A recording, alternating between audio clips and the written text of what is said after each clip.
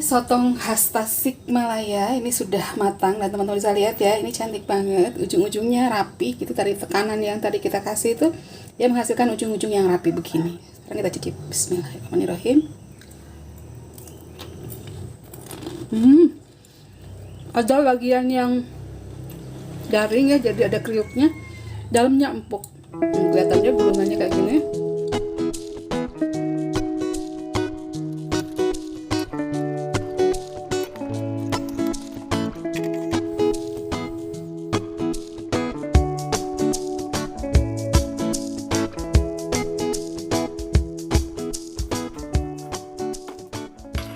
Pembuatan sotong ini hanya menggunakan dua bahan utama, yaitu tepung kanji yang kita pakai hanya 1 sendok kali ini, karena kita akan mencoba untuk sedikit dulu, kita akan coba apakah formulasinya tepat.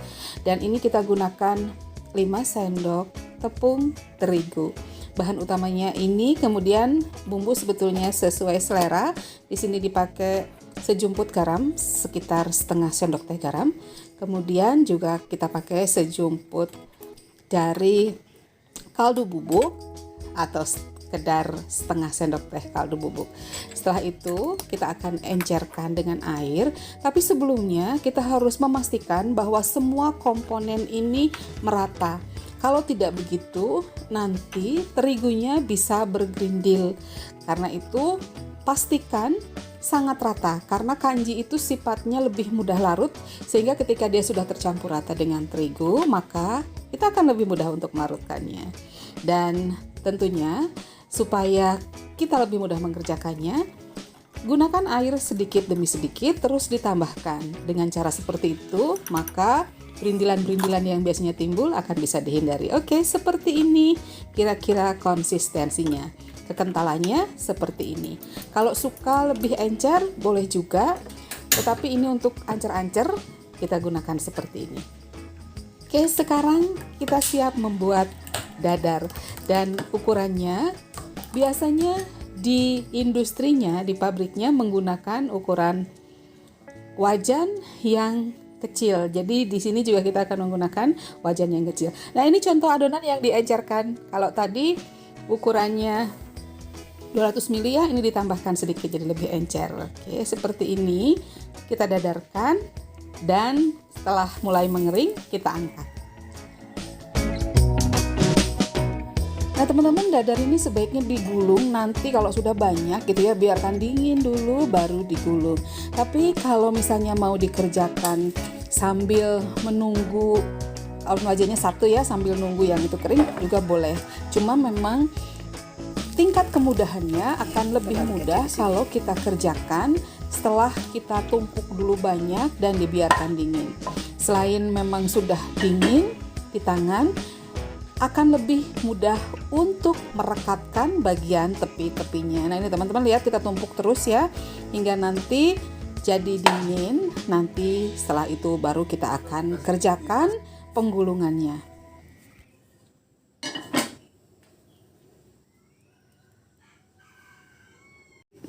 Ya, nih lihat seperti ini. Kemudian teman-teman lihat cara gulungnya. Ini bagian yang tadi permukaan atas ya. Nah, ini yang bagian bawah. Kalau yang ini biasa kadang-kadang pecah kalau digulung. Jadi sekarang kita gulung dengan menggunakan tekanan seperti ini. Dan ingat tepi-tepiannya juga harus lengket ya. Jadi ini kita kasih tekanan tuh kayak gini. Nah, terus beberapa kali. Dari mulai tengah, kemudian ke pinggirnya, sehingga teman-teman bisa lihat ini hasilnya. Kalau ini ditekan seperti ini, hasilnya ini pucuknya tuh lancip dan rapi. Ya, lancip dan rapi kayak gini ya. Jadi seperti ini cara menggulungnya. Nah teman-teman, ini dia hasilnya. Yang di satu piring itu satu adonan ya. Ini hasilnya masih sangat beragam, tapi makin lama kita makin terbiasa dan makin bagus. Jadi untuk ukuran besar-besar kayak gini, ini kan besar-besar banget ya ukurannya. Satu resep yang tadi itu jadi 12 piece, dan kalau dikemas 12 piece ini jadinya segini. sedang aja sih. Kalau misalnya mau dijual ukuran segini cukup, tapi ini mau disimpan sendiri dan kita penuhi aja. Ternyata kalau dipenuhi ini 1,5 resep udah full, jadi nggak bisa 2 resep masuk di sini. Masih ada sisa yang di piring itu, kita sisakan aja gak apa-apa. Nah teman-teman, kalau ingin bagus nanti menggorengnya biar nggak ada yang lepas, sebaiknya memang disimpan agak lama dulu di kulkas. Jadi selain tadi nekennya harus benar-benar melekat, juga kita bisa simpan dulu. Oke, sekarang kita simpan di kulkas.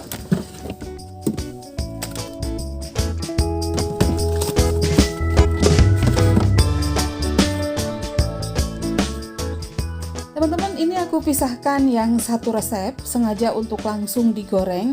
Kita akan lihat gimana kalau belum dibiarkan.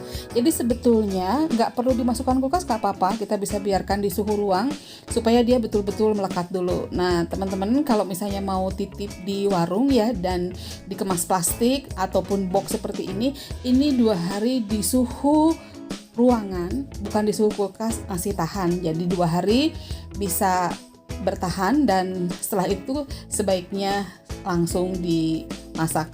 Nah teman-teman, kalau teman-teman lihat nih ada yang kebuka ya. Nah ini tadi berarti tekanannya kurang.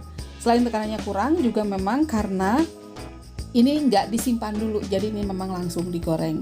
Sebaiknya kalau ingin lebih lengket, maka tekanannya waktu menggulung itu kuat dan menyimpannya juga lebih lama.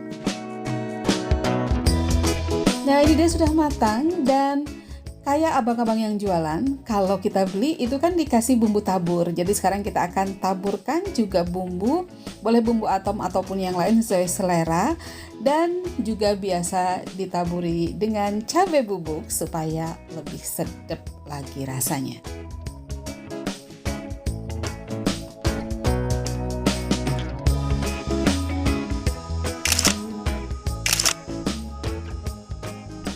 Teman-teman, ini dia hasilnya, dan kalau yang tekanannya cara untuk menggulungnya bagus itu hasilnya cantik banget, ujungnya juga lancip, dan ini ujungnya kering loh teman-teman. Jadi rasanya juga nanti sensasi kriuknya ada di ujung-ujung dan di bagian tengahnya lembut banget.